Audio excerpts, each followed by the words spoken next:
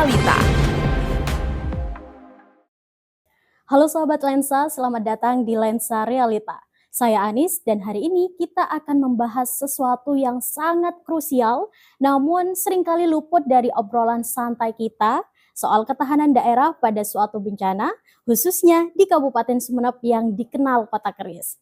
Seperti yang kita ketahui bahwa Sumeneb itu bukan sekedar daratan di ujung timur Pulau Madura, tetapi juga memiliki kepulauan yang jumlahnya 126 pulau yang tersebar dan membuat Kabupaten Sumeneb ini menjadi wilayah dengan tantangan logistik yang unik. Saat bicara soal bencana, mulai dari gempa, longsor, hingga cuaca ekstrim di kepulauan, bahkan soal tragedi kebakaran. Pertanyaannya bukan lagi kapan, tapi seberapa siap pemerintah kita dalam menghadapi bencana ini. Nah, hari ini Lensa Realita kedatangan narasumber yang memegang kemudi kebijakan di kabupaten yang berjuluk Kota Keris. Beliau ini yang paling paham bagaimana memetakan resiko dari pesisir hingga pulau terluar. Dan langsung saja kita sapa Bupati Sumeneb, Bapak Ahmad Fauzi Wongsojodo yang punya tagline Bismillah melayani dalam 2 periode. Selamat pagi Bapak. Pagi. Baik, kita lihat separtikal apa slogan ini. Apakah hanya sebuah slogan atau mungkin pedoman dalam melayani masyarakat Sumeneb. Selamat datang Bapak di podcast kami. Gimana kabarnya Bapak? Baik. Alhamdulillah baik ya Pak. Saya yang agak sedikit nervous. Karena baru pertama kali saya ini bincang-bincang dengan Bapak lama nanti. Jadi mohon dimaklumi. Baik, untuk kemarin di periode pertama Pak di 2024 Bapak Bupati melaksanakan program ngopi bersama warga. Masih jalan untuk sejauh ini apa gimana Pak? Ya, jadi ngopi bersama warga itu sebenarnya kan memberikan ruang aspirasi masyarakat untuk bisa menyampaikan sesuatu yang ingin disampaikan. Iya. Jadi kita sikat namanya ya, ngopi teras. Oh, ngopi teras. Ya, dalam perjalanannya kami berpikir bagaimana ke depan agar ngopi teras ini lebih produktif, efisiensi, dan masyarakat lebih mudah untuk bisa menyampaikan beberapa hal aspirasi yang diharapkan. Nah, kami memiliki call center 112. Nah, dalam call center 112 itu, di dalamnya bukan hanya sekedar berkaitan dengan kegawat daruratan. Tetapi masyarakat juga boleh bisa menyampaikan aspirasi. Aspirasi yang perlu disampaikan kepada pemerintah. Kenapa kita merubah polanya agar efisiensi masyarakat dalam beraktivitas tidak terganggu. Karena sekarang masyarakat tinggal pencet dari HP-nya, pencet 112, bisa menyampaikan melalui call center dan itu gratis. Apa saja yang ingin disampaikan. Jadi ada kegawat daruratan yang bisa dilaporkan, ada aspirasi yang boleh dimasukkan, atau informasi yang boleh disampaikan kepada pemerintah daerah. Baik Bapak, Ya. berarti sejauh ini alhamdulillahnya sudah berjalan gitu ya melalui call center 112. Baik, Sumeneb ini kan punya karakteristik geografis yang unik karena terdiri dari ratusan pulau. Bahkan di Madura, kabupaten yang paling banyak itu yang punya pulau ya Sumeneb, kayak gitu kan ya Pak. Menurut pemetaan terbaru, titik mana saja yang di daerah Sumeneb yang saat ini masuk dalam zona merah atau paling rawan yang terkena bencana, Pak? Ya, kalau kita identifikasi bencana itu kan bisa dikatakan ada yang skalanya kecil, ya, skalanya besar, atau biasa-biasa saja. Kalau misalnya kita petakan, contoh misalnya di area kota, itu zonanya berkaitan dengan banjir, itu memungkinkan menjadi pemetaan zona merah pasti. Nah, banjir di Kabupaten Sumeneb ini itu sifatnya kan di atas mata kaki. Ya. Bisa dibilang seperti itu. Ya, di atas mata kaki. Tetapi yang namanya air tetap dianggap banjir. Nah, itu bisa dikatakan banjirnya skala kecil. Kalau saya bilang ini genangan airnya kayak ya, gitu. Tapi kalau media tetap bilangnya banjir kan. Baik, baik, Pak. Apalagi bongkar banjir katanya. Nah, kalau misalnya di daerah Batu Putih misalnya, itu cenderung biasanya berkaitan dengan bencananya kekeringan. Kekeringan. Ya, itu sering terjadi pada saat musim panasnya terlalu panjang. Itu cenderung pasti ada kekeringan. Kalau Sepudi misalnya, ya, yang baru-baru kita ketahui bersama misalnya gempa bumi. Iya, gempa Nah, ini bumi. yang terjadi yang kedua kali selama saya menjabat. Ya, waktu saya wakil, waktu saya bupati, Iya, benar. terjadi pada periode kedua. Nah, kalau misalnya angin puting beliung misalnya, identifikasi klasifikasinya, maka yang sering terjadi sebenarnya di daerah Kecamatan Kaliangan. Benar, Pak. Tapi yang terbaru misalnya hari ini terjadi di Kecamatan Peragaan, Kecamatan Bluto, dan Kecamatan Gulu-Gulu. Iya. Padahal Kecamatan Gulu-Gulu kalau kita klasifikasikan, di Gulu-Gulu itu cenderung terjadi bencana longsor biasanya. Iya, benar. Nah, maka dengan situasi dan kondisi hari ini, peta berkaitan dengan zona yang sudah kita mitigasi itu bagi kita menjadi salah satu cara untuk mengantisipasi dalam mempersiapkan segala sesuatu pada saat terjadi bencana.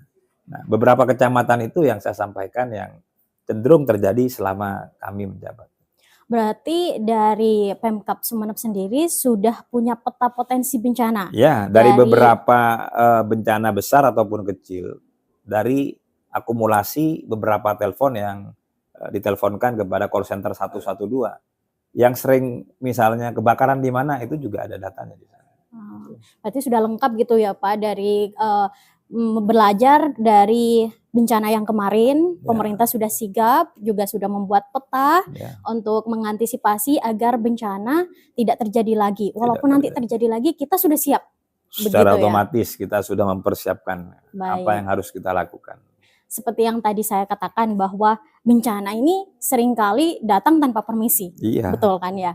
Apakah di Pemkab sendiri menyediakan infrastruktur early warning system Pak untuk potensi bencana, terutama untuk di kepulauan sendiri? Seperti apa Pak? Mungkin ada. Kalau early warning system itu kita baru ada 2 sebenarnya, di Gili Genteng dan di Sepudi. Oh. Jadi Kecamatan Gili Genteng sama di Pulau Sepudi. Nah, cuma hanya ada 2 kalau di kepulauannya. Oh. Memang tidak banyak, ya, tetapi kita komunikasikan dan koordinasikan kepada pemerintah pusat. Daerah-daerah yang menurut kami ini memiliki potensi berkaitan dengan bencana, terutama di beberapa patahan-patahan gempa bumi.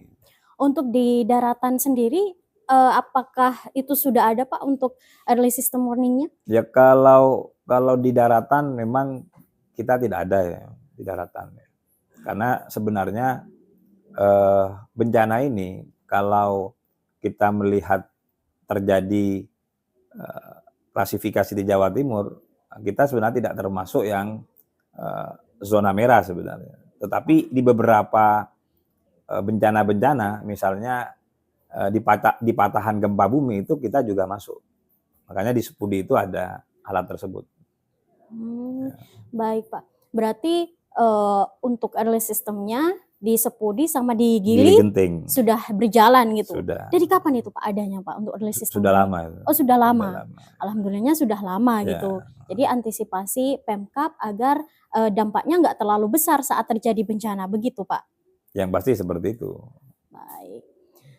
Terus Pak, mengenai early system warning ini Pak, bentuknya seperti apa sih Pak? Alatnya seperti apa? Nah kalau teknisnya bukan saya yang ngadain. Baik. Jadi ada petugasnya sendiri sudah ya. Yang pasti pemerintah ya, saya sebagai bupati tentu harus mempersiapkan apa yang menjadi hal yang terpenting. Baik. Kalau misalnya alatnya saya harus jadi kepala dinas kayaknya. Iya benar-benar Pak. Baik, sembari kita bincang-bincang Pak, dan tim kami juga live streaming TikTok sama YouTube. Nah di live streamingnya kita ada yang tanya, bahwa di jembatan Gili Genting ini sudah 2 bulan rusak katanya. Kapan itu mau diperbaiki oleh Pemkab, Pak? Ya, jadi kemarin memang ada beberapa rekan-rekan media juga menanyakan kepada saya. Ya.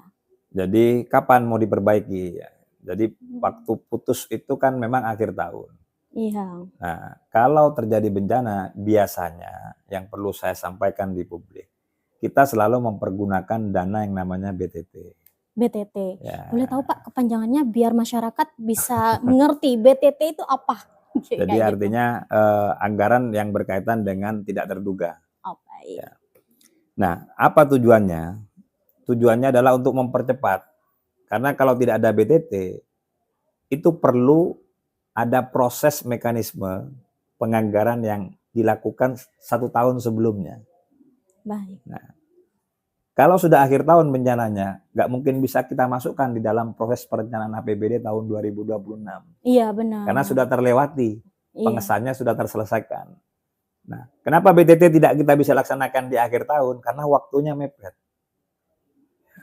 Secara administrasi, tata kelola pemerintahan di akhir tahun, nah itu banyak beberapa tagihan yang sangat menumpuk. Maka mekanisme ini kita lakukan di awal tahun.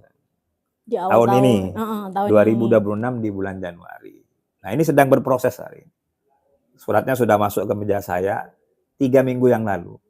Nah, insya Allah dalam waktu dekat ini akan dilaksanakan proses tender berkaitan dengan perbaikan jembatan yang di Kecamatan Gili Genting. Nah itu insya Allah untuk warga Gili Genting secepatnya akan diproses setelah proses mekanisme tender sudah dilaksanakan. Kalau anggarannya sudah saya CC. Jadi masyarakat Gili Genting maupun yang kemarin nanya-nanya ke Bapak Bupati, jangan khawatir karena jembatannya bakal nanti diperbaiki. Sudah di-ACC nih sama Bapak Bupati kita. Kayak gitu kan. Karena anggarannya cukup besar juga sebenarnya. Nah, oh ya, untuk jembatan Gili Genting yang rusak, apakah bisa melapor ke call center 112 Pak? Itu kan juga termasuk dari bencana. Bisa, karena informasi juga dari call center, maka pada saat itu tim pemerintah daerah langsung mempersiapkan jembatan sementara. Gitu loh. Berarti untuk langsung agar sigap gitu. Khusus sepeda motor saja bisa melewati pada saat itu permintaannya. Ya memang akses ini akses penting ya, karena mobil juga lewat di situ. Maka kemarin saya sampaikan diupayakan bulan Ramadan sudah kita rampung. Akan laksanakan pembangunannya. Walaupun memang aspirasinya minta sebelum bulan Ramadan. Oh iya. Tapi kan ada tata kelola pemerintahan. Ada tahap-tahapannya. Ada tahapan secara administrasinya. Iya, baik Pak. Ini sebenarnya masalah klasik yang perlu diluruskan sama Bapak Bupati ini. Terutama di kepulauan saat distribusi bantuan saat cuaca ekstrim melanda. Ya. Nah, bagaimana Pak strategi pemerintah kabupaten memastikan stok pangan dan obat-obatan tetap aman di pulau-pulau saat akses laut ini terputus? Karena kalau cuaca ekstrim bisa jadi gelombang laut tinggi, kan kita nggak mungkin nyebrang tuh Pak. Ya. Jadi kalau pengalaman kami ya, selama 10 tahun ya, jadi wakil, terus jadi bupati, alhamdulillah sementara belum pernah terjadi. Alhamdulillahnya, dan mudah-mudahan nggak terjadi gitu ya Pak. Tapi kami sebenarnya selalu koordinasi dengan BMKG. Kapan gelombang laut yang cenderung dari sisi akumulasi pencocokan data per tahunnya, itu bisa kita lihat ombaknya misalnya gelombangnya tinggi.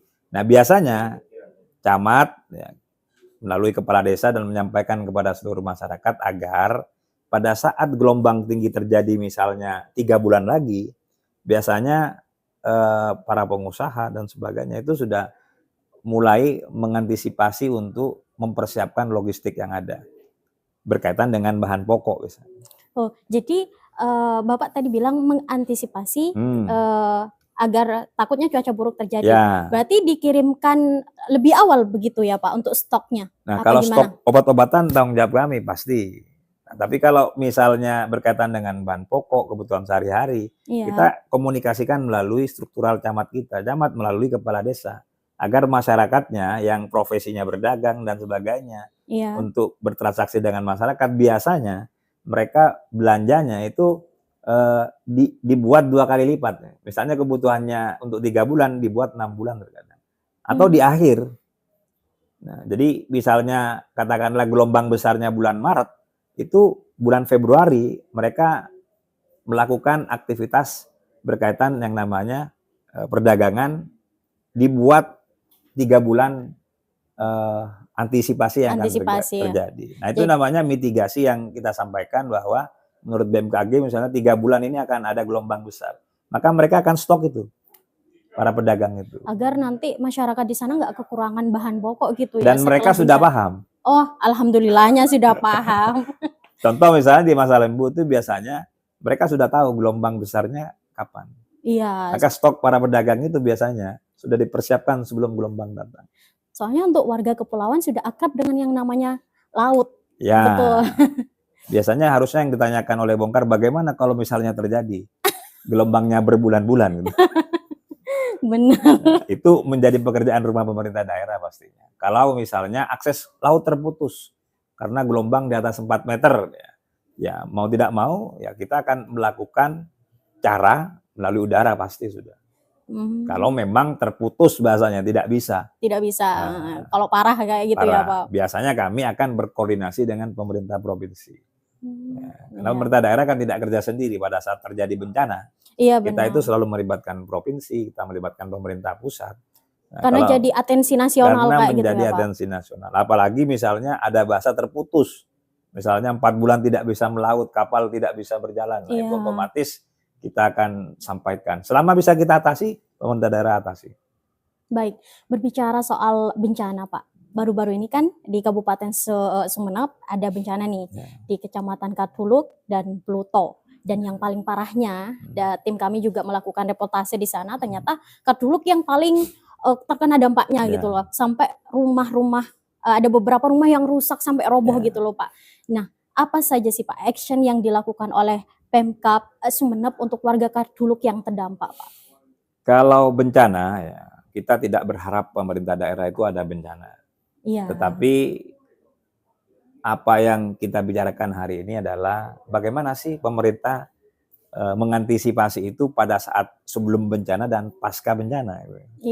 Maka yang ingin kami sampaikan adalah kita sudah berpengalaman pemerintah daerah ini bagaimana mengantisipasi terjadinya bencana ataupun pasca terjadinya bencana, apa yang harus kita lakukan. Walaupun kita tidak berharap ada bencana, tapi kita punya pengalaman itu. Benar-benar. Di Sepudi misalnya, sebelum terjadi di Peragaan, kita kan sudah ada bencana namanya gempa bumi.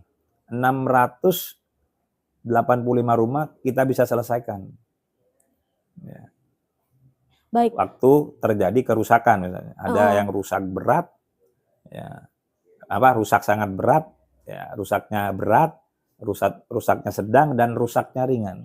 Baik, seperti rumah warga yang hancur kemarin itu Pak, apakah nanti Pemkab selain memberikan bantuan sandang pangan, apakah nanti Pemkab juga mungkin membuatkan rumahnya kembali? Sudah dibangun sama kita. Alhamdulillah sudah dibangun ya teman-teman. Untungnya pemerintah kita ini sigap, benar-benar sigap sudah. Jadi 2 hari setelah 2 hari setelah angin puting beliung, kita langsung action kok. Hari ketiganya saya minta langsung eksekusi. Ya, karena kita sudah terbiasa belajar dari gempa bumi yang terjadi di Sepudi, kita tidak sendiri. Ya, kita itu bersama-sama ya provinsi, pemerintah pusat, bahkan kita juga bersama-sama pengusaha-pengusaha yang ada di Kabupaten Sumeneb. Kasus di Sepudi kita minta mereka yang bangunkan. Jadi kita panggil semua pengusaha ya, yang bergerak di properti, yang bergerak di bidang A, di bidang B, kita tanyakan apa mau berpartisipasi atau tidak. Kalau misalnya mereka merasa memiliki empati, pasti akan jawab siapa. Dan mereka yang membangun waktu itu. Jadi selama pemerintah masih bisa, kita tidak mengajak rekan-rekan pengusaha yang ada di Kabupaten Sumeneb. Untuk Peragaan, saya pikir pemerintah akan yang selesaikan. Dan kami biasa memang berkolaborasi. Oh iya. Apakah pembangunannya itu 100% Pak? Dan berapa rumah yang dibangun? Menyesuaikan. Kalau misalnya rusak berat, kita punya plafon 30. Misalnya rubuh rumahnya, ya sudah menyesuaikan dengan anggaran kita. Kalau misalnya yang bersangkutan punya uang, tambahin sendiri. Baik. Kalau misalnya rusaknya sedang, ya kita kasih 15 juta. Kalau rusaknya ringan ya menyesuaikan ya. Kalau APBD itu ada aturannya, Oh ya. tidak lebih dari 3 juta. Nah, sumber-sumber lain misalnya yang kita berikan dari beberapa anggaran APBD lain, bukan yang berkaitan dengan tanggap darurat yang mempergunakan dana BTP. Misalnya di Perkimhub itu ada anggaran yang berkaitan dengan RTLH. Pada saat rumah rusak karena kena angin puting beliung, kita lihat rumahnya ini kategori bisa dikatakan rumah tidak layak huni, maka bisa mempergunakan dana yang berada di dinas Perkimhub. Atau juga misalnya dengan rekan-rekan Basnas. Basnas yang akan membangun rumah-rumah yang tidak mampu pada saat terjadi bencana alam. Ya, salah satunya angin puting beliung yang terjadi di Kecamatan Peragaan, Kecamatan Bluto, dan Kecamatan Sarongki yang jumlahnya kurang lebih 170-an. Aduh, banyak. Ringan, ada sedang, yang sedang, ada yang berat. sangat berat. Oh, kategorinya ada 4. Ya, kalau sangat berat, kita bangunkan bersama-sama swadaya masyarakat. Karena yang kita berikan itu hanya stimulan. Kan? Tetap kembali ke asas Sumenep ini, ya, yaitu gotong royong gitu ya Pak. Ke depan kita sedang mencoba merevisi peraturan bupati. Jadi ada bantuan yang bersifat kepada masyarakatnya untuk memperbaiki traumanya. Setelah itu bantuannya juga berkaitan dengan infrastrukturnya. Nah, angkanya akan kita naikkan. Kalau selama ini kan berat itu paling 3 juta cuma. Nah, kita akan naikkan menjadi 30 juta. Oh, ya. Untuk dananya gitu dananya. Ya? Jadi kalau orang miskin, misalnya kena bencana, lalu rumahnya roboh seperti yang di Peragaan, saya pastikan dia tidak akan pernah bisa bangun rumahnya lagi. Uang dari mana dia? Iya. Makanya saya sampaikan kepada seluruh pemimpin OPD, segera dirapatkan peraturan bupati ini dirubah. Ya, selama kita sesuai dengan aturan yang berlaku, ya, jangan sampai buat masyarakat kita bersedih. Iya benar Pak. Ya, kalau 3 juta mau jadi apa? Gak jadi apa-apa. Gak jadi apa-apa. Kalau untuk zaman sekarang yang harga untuk rumahnya aja mahal gitu loh Pak. Ya. Untuk bangunan rumahnya. Nah kalau besok-besok nih Pak, nah tapi naudzubillah ya Pak. Ya. Kalau besok-besok ada daerah terkena bencana lagi, bencana alam, terus langkah apa nih Pak yang sekiranya harus diambil, langkah pertama yang harus diambil warga untuk mendapatkan pertolongan pertama dari Pemkab selain menghubungi call center? Takutnya untuk masyarakat yang ada di pelosok kan pasti jauh untuk menjangkau hal itu, entah terkendala sinyal kalau dari bencananya nanti kalau terjadi kayak gitu kan, entah mungkin dari orang yang tidak punya kayak gitu. Itu seperti apa Pak untuk mendapatkan pertolongan pertama dari Pemkab sendiri? Jadi yang pertama, kita biasakan kepada camat dan seluruh kepala desa pada saat terjadi bencana adalah bagaimana si korban ini aman. Kalau misalnya tertimpa sesuatu, langsung bawa ke rumah sakit dan kita pastikan semua pengobatannya gratis. Kedua, kalau rumahnya roboh, kita selalu sampaikan kepada camat dan kepala desa, ungsikan mereka di rumah tetangga-tetangganya yang tidak terjadi gempa. Nah, tetapi selama ini sinyal itu masih bisa diakses walaupun di pulau-pulau kecil. Masih bisa untuk telepon sebenarnya. Nah, apa cara kita gitu? Memang langkah pertama kepala desa dan camat itu berperan. Biasanya besok harinya kita langsung meluncur. Seperti terjadi misalnya di Pulau Sepudi, gempa semalam, besok hari kedua kita persiapkan seluruh kebutuhan masyarakat, kita langsung meluncur ke sana. Karena kami memang sudah membiasakan segala sesuatu berkaitan dengan bencana itu dipercepat. Kenapa? Ini berkaitan dengan kemanusiaan. Iya benar. Ya. Karena satu nyawa itu berarti banget buat kita. Iya. Nah, ngomong-ngomong Pak soal bencana, terus dampaknya terhadap warga maupun rumah warga, apakah nanti Pemkab juga menyediakan dokter atau psikolog untuk membantu trauma warga yang terdampak bencana itu Pak? Ya, jadi kalau psikolog memang hari ini kita belum melakukan itu. Tetapi dari sisi desa mengupayakan untuk menenangkan berkaitan dengan apa yang terjadi. Minimal ada kepastian bahwa kita akan selesaikan semua kerugian yang terjadi atas bencana yang terjadi. Itu. Kalau bencana memang kita sampaikan ke kecamatan dan kepala desa yang hari ini memang kita masih belum ada ya mendorong untuk psikolog agar traumatiknya itu bisa terobati memang. Itu masih Iya. kita belum melakukan itu memang. Jadi Pemkab punya PR nih. Pemkab punya PR nih Ya, teman-teman. kalau itu memang PR ya. Tapi terkadang kita lebih memfokuskan berkaitan dengan kesehatan masyarakatnya dan percepatan pemulihan berkaitan dengan infrastrukturnya. Tapi ke depan di Perbup itu memang kita sudah atur, maka memang ada bantuan yang sifatnya itu memperbaiki mental mereka. Memperbaiki mental Ya, masyarakat. jadi ada dua memang. Jadi bantuan secara pribadinya dan secara infrastruktur. Ya, alhamdulillah. Jadi kita atur juga di psikolognya memang. Ini lagi digarap sama teman-teman. Berarti lagi digarap. Lagi digarap. Padahal sebenarnya saya sampaikan di awal Januari untuk dipercepat. Ternyata benar feeling saya ada angin puting beliung. Keduluan bencananya. Iya, karena akhirnya yang terjadi kembali ke yang 3 juta, rusak berat 3 juta. Makanya kita bermanuver pada akhirnya, mempergunakan dana-dana pihak ketiga, termasuk Basnas yang salah satunya Basnas yang action untuk penyelesaian beberapa rumah yang memang harus kita selesaikan, dibangun total, tapi bentuknya stimulus. Terus jadi untuk psikolog ini sudah digarap. Ya. Berarti untuk peraturan bupati untuk menerapkan masuk di dalamnya. Masuk di dalamnya. Masuk di dalamnya. Oh, alhamdulillahnya kayak gitu. Karena dari kita reportase ke lapangan untuk bencana-bencana gitu loh Pak. Jadi kayak benar-benar warga itu trauma sama hal yang seperti ini. Ya, apalagi kurang tidur, takutnya ada susulan, ada bencana susulan. Itu yang paling sangat penting kalau menurut saya. Budi susulannya 6 kali. Nah, makanya itu Pak, saya agak khawatir juga kalau pas saya di sana. Ya. Baik, bicara soal anggaran tadi ya Pak, di tengah banyaknya kebutuhan pembangunan infrastruktur lain, seberapa besar porsi APBD yang dialokasikan khusus untuk mitigasi dan penanggulangan bencana di tahun 2026 ini Pak? Di BDT itu saya minta 10 miliar ya. 10 miliar, ya. Itu per tahun? Per tahun, walaupun memang tahun ini itu masih 5 miliar.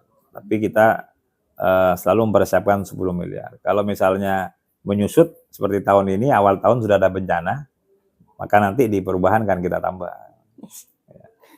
Keren Bapak Bupatinya kita, selalu sigap dalam menghadapi masalah gitu kan. Lalu Pak, terkait dengan psikologi dan kesehatan, apakah nanti Pemkab juga menekan vaskes terdekat untuk cepat tanggap menangani korban yang terdampak bencana ini? Otomatis Pak? Itu, jadi kita ke tim itu kalau turun, itu ada tim kesehatannya langsung, ada dinsosnya juga, ada basnasnya juga, ada BPBD-nya secara otomatis sebagai komandan di lapangan ya, untuk menggerakkan semuanya. Jadi memang bersama-sama, termasuk kecamatan, termasuk pemerintah desa. Ya, namanya bencana memang harus tangkap darurat. Iya, karena balik lagi terkait dengan nyawa. Terkait gitu dengan nyawa. Ya Bapak, terakhir soal bencana ini Pak. Kemarin kan ada kebakaran nih di Pulau Kangean. Seperti apa penanganannya? Soalnya kan dari keluhan masyarakat di sana tidak adanya damkar, sehingga masyarakat bila ada tragedi kebakaran warga itu menggunakan alat seadanya. Kan otomatis kepayahan sampai melahap 3 rumah.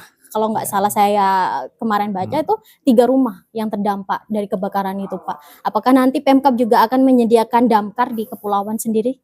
Jadi begini, kalau kita taruh damkar maka harus ada SDM-nya. Itu yang pertama. Kedua, kita sudah mengkomunikasikan sebenarnya agar misalnya ada UPT di beberapa pulau-pulau kita. Karena Sumeneb ini berbeda sebenarnya dengan kabupaten yang lain. Tetapi memang koordinasi kita dengan kementerian itu tidak diizinkan untuk ada UPT. Mereka di kepulauan? Ya, mereka minta itu mempergunakan kecamatan. Jadi seperti tim tanggap darurat di kecamatan. Nah, ini yang sedang kita koordinasikan. Maka secara otomatis kalau UPT ini tidak diizinkan, maka kita akan memfokuskan kecamatan untuk menjadi bagian dari tanggap darurat secara tidak langsung. Maka nanti kita akan tambah sumber daya manusianya.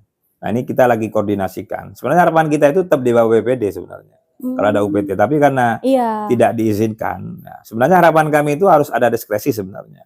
Khusus beberapa daerah kepulauan, kami berharap sebenarnya diizinkan untuk ada UPT. Nah, karena memang tidak bisa, maka kita akan kembali kepada opsi masukan dari kementerian mempergunakan kecamatan. Nah, rencananya memang ke depan kita akan lagi siapkan, salah satunya mungkin pulau-pulau yang besar, misalnya Kangean, ya, yang padat penduduk. Iya, yang padat Padat penduduk. penduduk, ya. Terus ya kemungkinan itu perlu ada alat damkar dan kemungkinan nanti di bawah camat. Oh, di bawah camat. Insya Allah akan arahnya ke sana. Karena beberapa tahun ini memang sering terjadi kebakaran di apa namanya Kepulauan Kangean. Di kepulauan, apalagi saat musim ini, musim apa sih namanya? Panas. Musim panas. Itu sering kan Ya. terjadi. Terus apakah nanti di bagian untuk kecamatan gitu ya, Pak? Ya. Nah, apakah nanti ada pelatihan untuk seperti itu, Pak? Secara otomatis. Ada pelatihannya. Secara otomatis. Ya, karena sudah tidak bisa dihindari nih. Karena di situ padat penduduknya, maka secara tidak langsung ini harus ada apa namanya alat pemadam kebakaran yang memang handal. Kalau di beberapa pulau kecil ada memang. Misalnya di pulau-pulau kecil itu kayak di Spudi juga ada, tapi memang yang mini ya. Oh, yang mini. Tapi kedepannya kita akan berupaya dengan keterbatasan anggaran ini dan memang harus ada. Karena ini masalah hal yang penting menurut kami. Iya, benar. Untuk itu memang harus dibahas lebih lanjut gitu kan ya, Pak. Karena terkait kebakaran, takutnya nanti ada kebakaran lagi sampai menelan korban jiwa. Kan itu yang lebih bahaya tuh, Pak. Karena sekali lagi kaitannya kita dengan nyawa. Satu nyawa itu tetap berarti gitu loh. Nah, berbicara tentang damkar ya, Pak. Damkar itu kalau saya lihat di TikTok itu multifungsi. Nangkep ular bisa, tidak hanya pemadam kebakaran toh. Cuman untuk petugas damkar sendiri, dia pasti sudah mengorbankan nyawanya, siap gitu kan berkorban untuk menyelamatkan nyawa orang lain. Nah, apakah nanti itu dapat perhatian khusus dari Pemkab? Kayak dapat ini damkar berprestasi. Apakah nanti dapat seperti itu? Kalau apresiasi pasti ada ya. Cuma kami memang sebenarnya menginginkan kepada pekerja-pekerja yang risikonya tinggi. Iya. Nah, kami sering bahas itu, sampaikan kepada pimpinan OPD dalam leading sektor masing-masing. Ada insentif yang berbeda. Nah, cuma terkadang memang pada saat kita konsultasikan, itu belum tentu juga disetujui oleh pemerintah. Kenapa, pusat. Pak? Kalau boleh tahu? Ya karena ada beberapa aturan-aturan kelas jabatan bahasanya. Iya. Nah, tapi bagi saya sebenarnya mereka itu resiko tinggi. Iya. Contoh misalnya pada saat bekerja di lapangan, saya selalu mendapat laporan setelah memadamkan api mereka itu sampai sesak nafas masuk di RSUD. Iya, benar. Nah itu, jadi sebenarnya keinginan kami pemerintah daerah memberikan insentif khusus ya kepada mereka ini yang secara resiko pekerjaannya sangat benar-benar resiko tinggi. Iya, mengingat damkar itu banyak intinya banyak lah untuk bukan hanya kebakaran itu. Iya, nangkap ular multifungsi. Multifungsi, Pak. Karena masyarakat lebih percaya sama damkar. Kayak gitu. Nah, ini lagi yang perlu saya tanyakan, Pak. Terkait Tagana, Taruna Tanggap Bencana. Bagaimana nanti ke depannya, Pak? Terkait peningkatan kapasitasnya, terus uang lelahnya, atau bisa dikatakan honornya. Apakah ada kontribusi dari kabupaten sendiri itu, Pak? Ya, bagi kami Tagana ini kan memang sangat membantu ya. Iya. Jadi kabupaten sebenarnya selalu juga memberikan pembinaan kepada Tagana yang ada. Memang kalau kita melihat kerjanya, ya memang mereka ini sudah profesional di bidangnya. Iya. Nah, itu juga sama. Kita juga berkeinginan bagaimana ke depan keberadaan Tagana ini yang dimana memang secara pekerjaannya itu bisa dikatakan 24 jam sebenarnya pada saat terjadi bencana. Nah, itu selalu saya sampaikan kepada BPPD ini harus dipikirkan berkaitan dengan kesejahteraannya ke depan.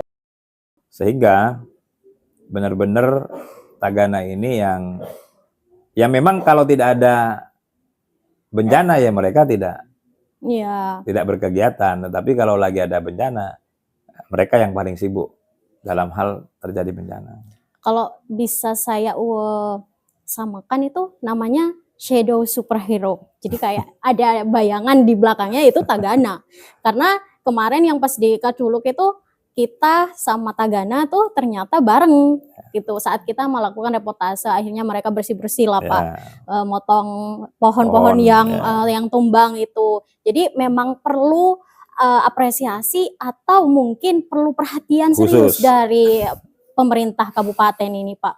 Dan ini Pak, himbauannya Pak, seperti apa dari Bapak sebagai Bupati Sumeneb agar pemerintah bisa sigap dalam mengantisipasi potensi bencana di Sumeneb untuk masyarakat Pak? Jadi saya kemarin baru selesai rapat ya. Iya. Biasakan tanpa perintah Bupati, setiap terjadi bencana segera diselesaikan. Jangan sampai Bupati memerintahkan lagi. Iya. Ya, kami selalu menyampaikan call center 112 itu sistem yang memerintah, hasil dari beberapa mekanisme administrasi yang kita tata. Begitu sudah masuk ke HP-nya masing-masing untuk bergerak, maka selesaikan. Sama juga dengan bencana, silahkan leading sektor yang mereka menjadi bagian dari tanggung jawabnya untuk menyelesaikan bencana, langsung bergerak. Jangan sampai misalnya Bupati ada laporan, pergerakannya lambat. Iya. Dan itu selalu saya wanti-wanti. Karena sistem sudah kami buat, maka harus berjalan secara langsung. Walaupun bupatinya sedang di luar kota misalnya, harus bergerak. Iya, harus bergerak emang Pak. Karena mengingat tugas bupati itu banyak. Ya. Sering keluar kota, sering ini. Jadi seperti dinas-dinas harus memang sigap dalam mengatasi kalau ada bencana yang ada di Sumeneb. Jadi sekali lagi saya tekankan itu terkait dengan nyawa seseorang. Nyawa seseorang itu berarti. Jadi pada semua dinas tidak perlu disuruh bupati, tapi harus tanggap pada bencana. Dan sekali lagi untuk warga atau masyarakat, pemerintah ini tidak bisa bergerak sendiri.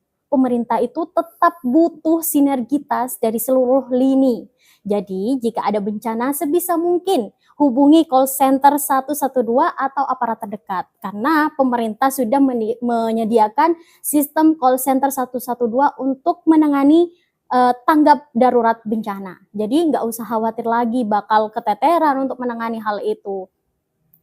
Jadi paham ya masyarakat Sumeneb ataupun nanti yang ngedengerin masyarakat luar nih. Jadi Sumeneb keren loh. Sudah ada call center 112 untuk menangani bencana yang nantinya terjadi di Sumeneb kayak gitu. Saya rasa cukup dan sudah dimengerti oleh semua masyarakat bahwa Sumeneb ini keren. Sumeneb ini sudah ada sistemnya, sudah terstruktur.